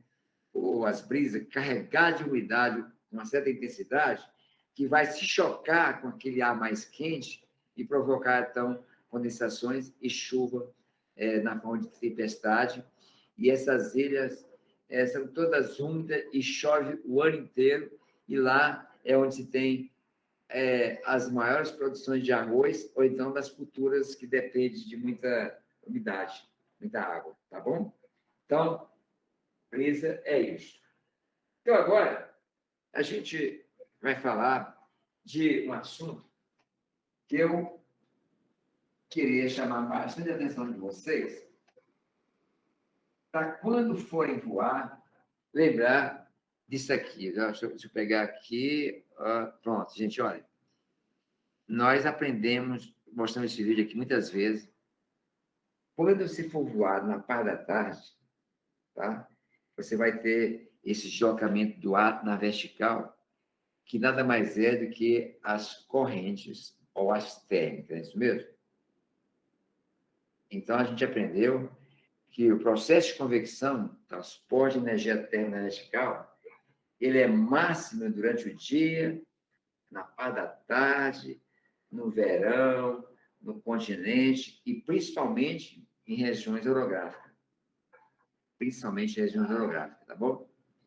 Então, com isso, a gente vai aprender agora os ventos de vales e ventos de montanhas.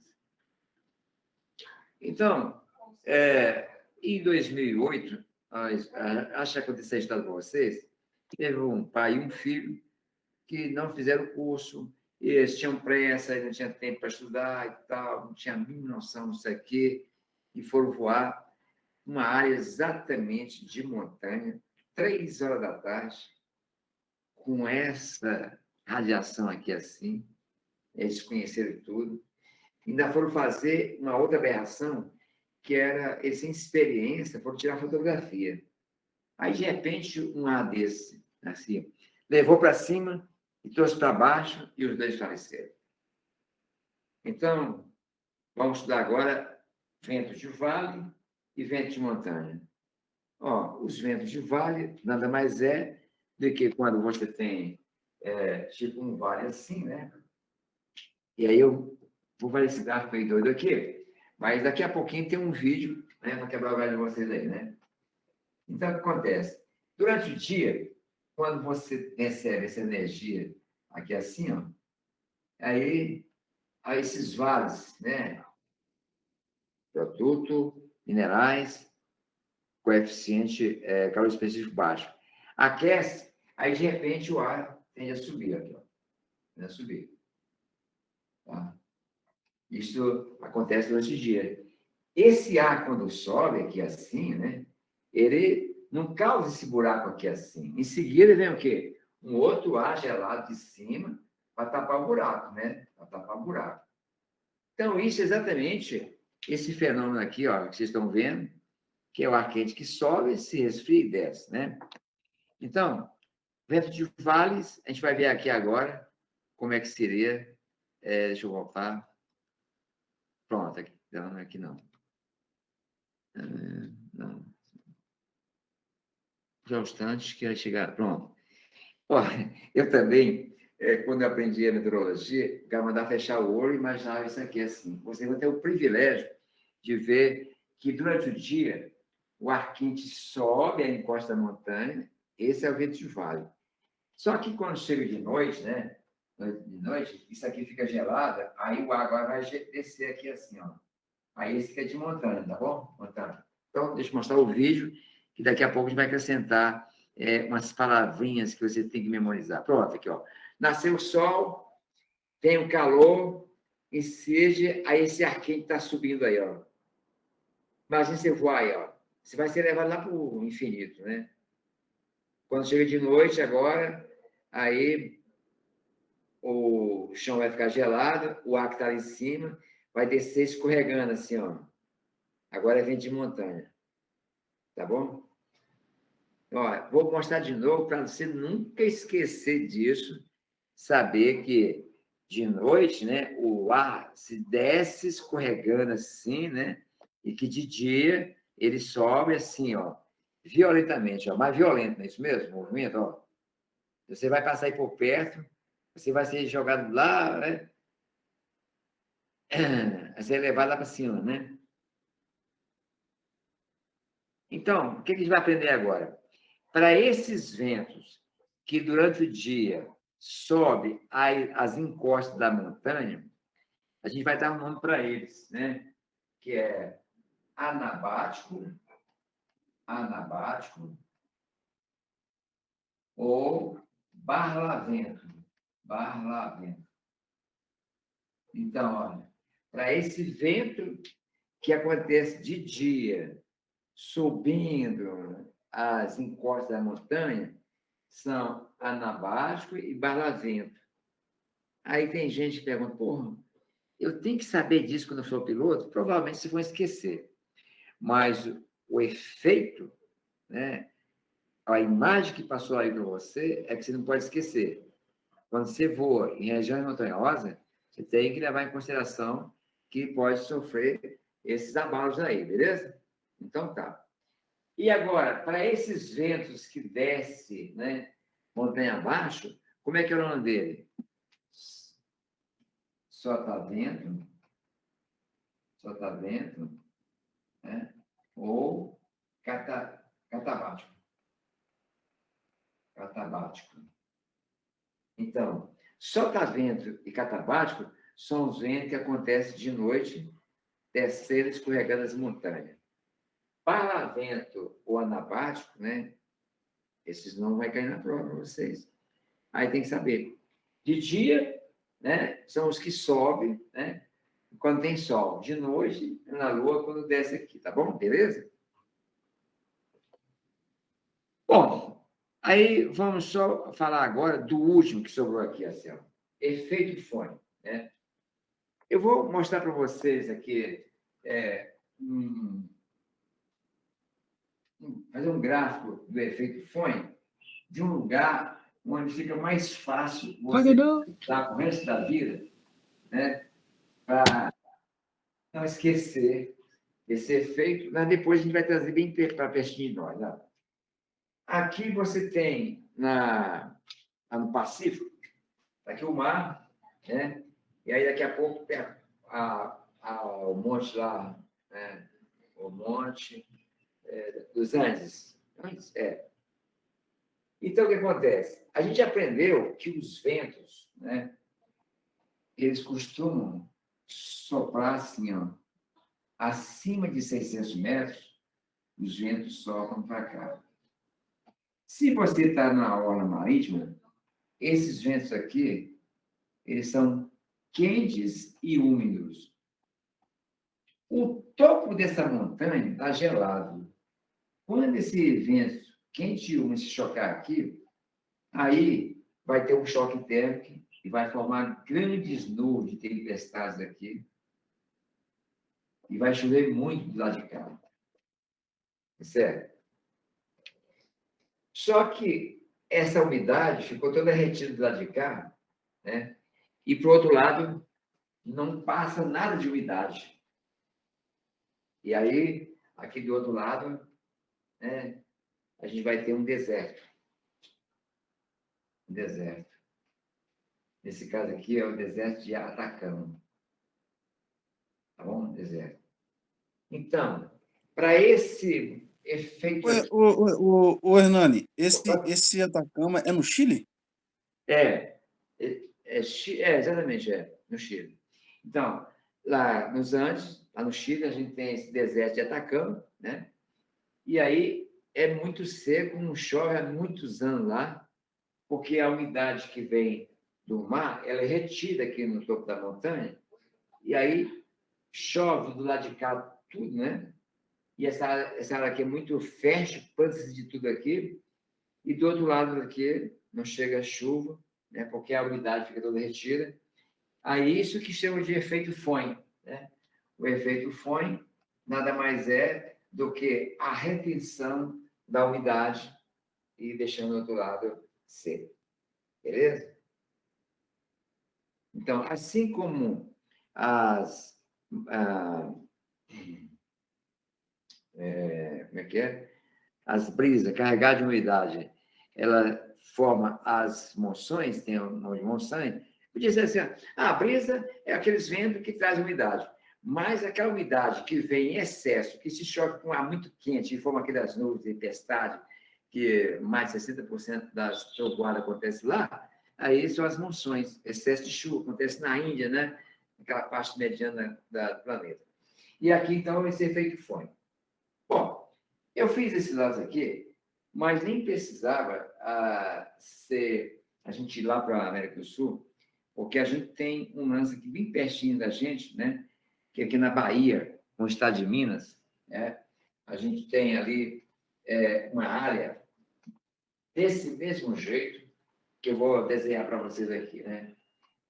Nós temos uma chapada, acho que é a Chapada Diamantina. Então, vamos fazer um gráfico aqui, como se fosse o mar da Bahia. E aí, à medida que você sair da Bahia em direção ao centro da Bahia, o estado de Minas, né? Aí você tem aqui uma chapada, né? E aí, como eu falei para vocês, os ventos vêm do mar desse jeito, aqui, ó, na horizontal. Quando se choca aqui, aí retém a umidade, e essa área todinha aqui, que é Bahia com o estado de Minas, é uma das áreas mais férteis do Brasil, onde aqui se planta de tudo. Ó. A maior parte das bananas que a gente consome no Brasil é fumo, né? É soja, é um bocado de culturas, né?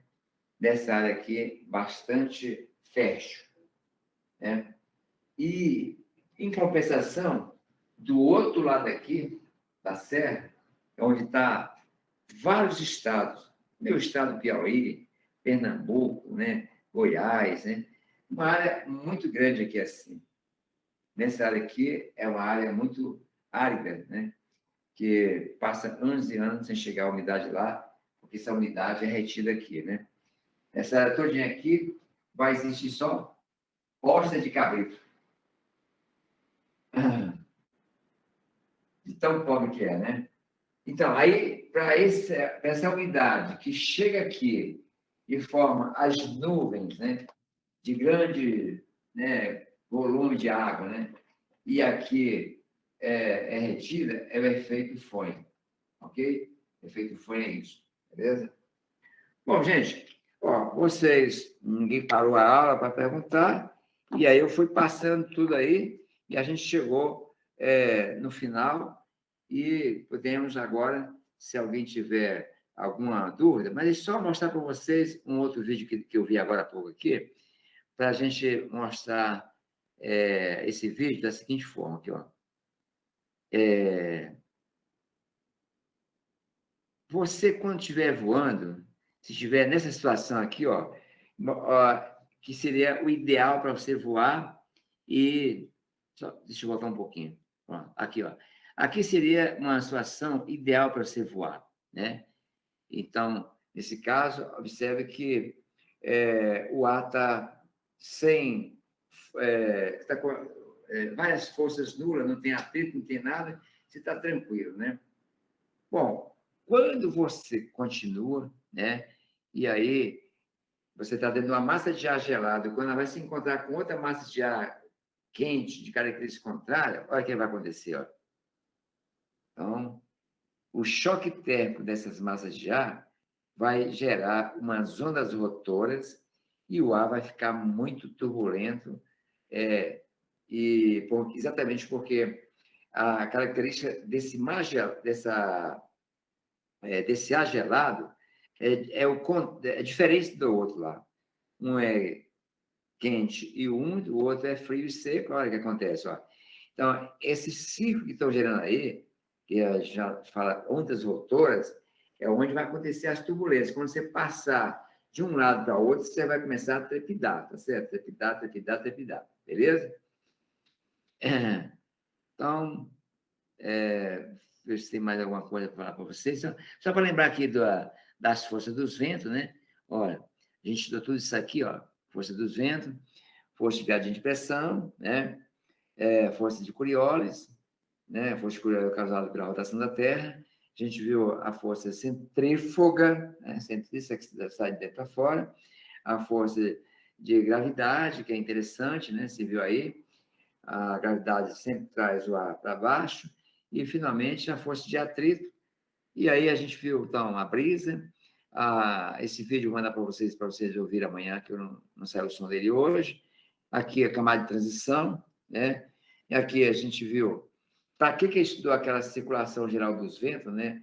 Onde as altas pressões, os ventos são, no hemisfério sul, são divergentes e anti-horários. Se você memorizar o hemisfério sul, no hemisfério norte é o contrário, tá bom?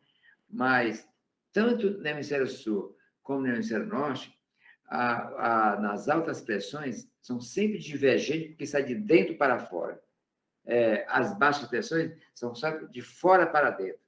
O que muda por causa da simetria da Terra é só o sentido de rotação, beleza? Aqui, o que é uma alta pressão, né? Seria o ar descendo por afundamento, né? Pressionando para baixo, a baixa pressão ao contrário, né?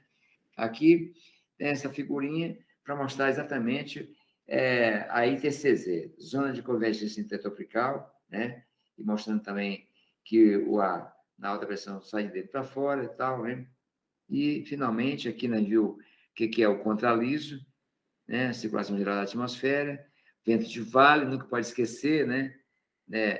Eu só queria dizer para vocês uma coisa, ó. Eu não daria o curso para vocês para colocar medo falando do cara que morreu. Não, é porque a aviação todinha, ela chegou no porte que é hoje, altamente segura, é porque todas as vezes que acontece um acidente, ele é tirado, de repente, experiência para nunca mais acontecer.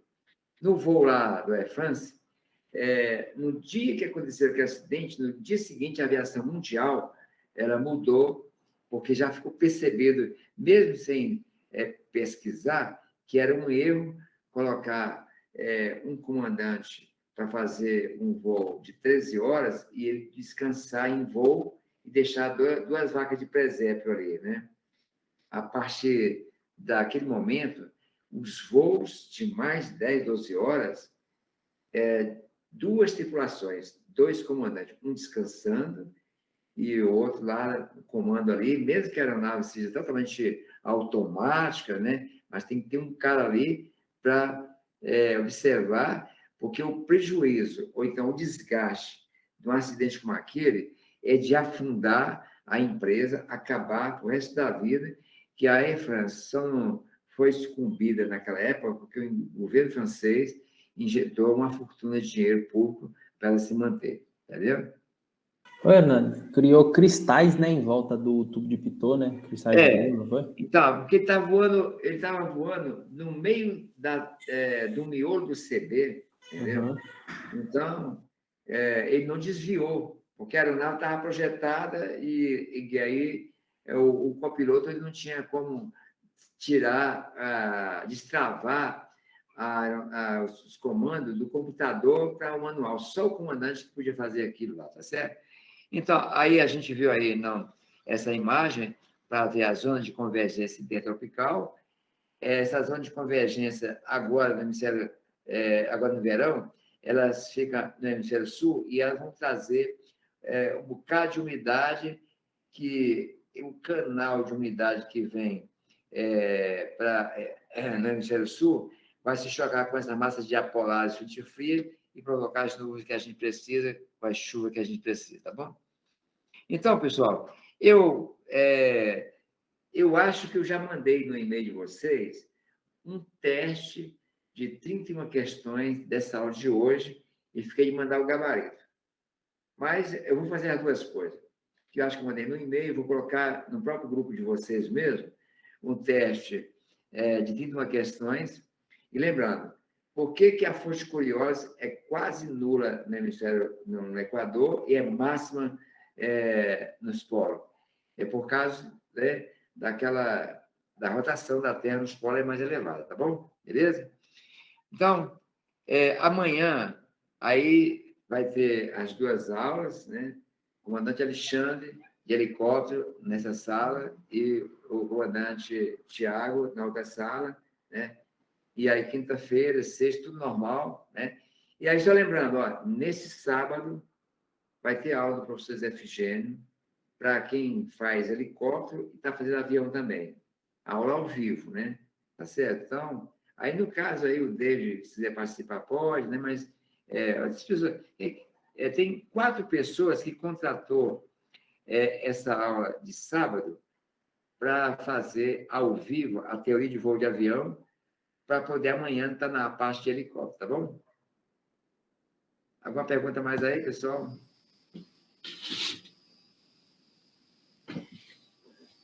Não, essa aula foi muito boa mesmo. Eu gostei.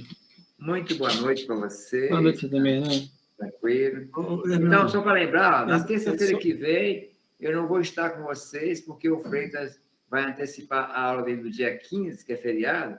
Então, eu vou estar com vocês 15 e 16, e aí a gente vai ver na próxima matéria um tal de razão diabática seca, razão diabática úmida, que tem umas continhas também de regra de 3. E aí, depois, eu acho que o Anjo vai estar adiantado na parte de pé de galinha. Aí eu vou contratar a Raquel para passar um sábado a manhã inteira com vocês, para tirar dúvida para quem ficou para trás em altimetria e nessas aulas que tem em conta, tá bom? Tá bom. Falou, Hernando. Obrigado. velho. Hernando, Boa só um noite. favor seu. Boa noite. Pode falar. Boa noite, Hernando. CAT, qual é a definição de CAT quando CAT você é falou turbulência em ar claro. em ar claro, Nós né? temos um exemplo disso aí, viu, Vladimir? Há um tempo atrás, um avião da TAM dos Estados Unidos, aí que estava voando em cima de Varginha, de repente a aeronave fez assim, ó, subiu e desceu 30 pés. Aí, porra, muita gente estava sentado, em pé, sei o quê, teve alguns ferimentos e mala acaba tudo quanto é lugar. Passado um tempo, aí um outro avião da TAM, que estava chegando aos Estados Unidos, perto de Fortaleza, aí entrou numa CAT dessa, né? Que aí é um vento turbulento que levou a aeronave para cima e para baixo simultaneamente, foi 100 pés. Isso, pá, pá. Aí o estrago foi maior, caiu muitas malas e tal, pessoas que estavam sem proteção, sem segurança, e aí teve muitos feridos. A aeronave, nesse caso, que ia para São Paulo, teve que pousar em Fortaleza e tirar os feridos, e a partir dali ficou determinado que quando o piloto perceber no radar que pode estar se aproximando uma turbulência desse céu claro, aí que já pede para todo mundo ficar sentado, não vá no banheiro, e se estiver servindo algum lanche, para, porque é muito comum acontecer isso, tá bom? Muito obrigado pela explicação. Boa noite Ótimo. para você. Muito boa noite. Boa noite, Obrigado, pessoal. viu? Obrigado aí, tá? Boa noite.